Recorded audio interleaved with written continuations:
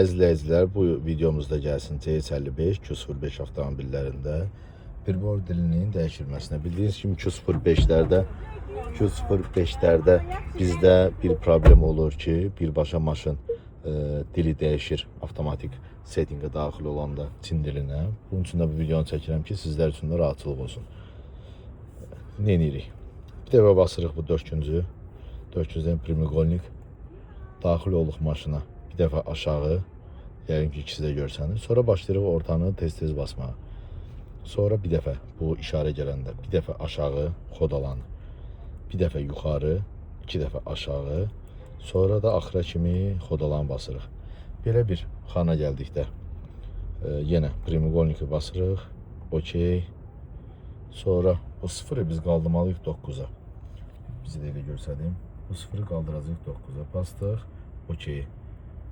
Kaldırırıq. Qalxdı mı? 9'a.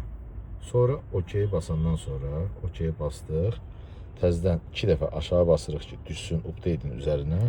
Okey vuran kimi avtomatik olaraq dilimiz çöndü, oldu İngilis dilində.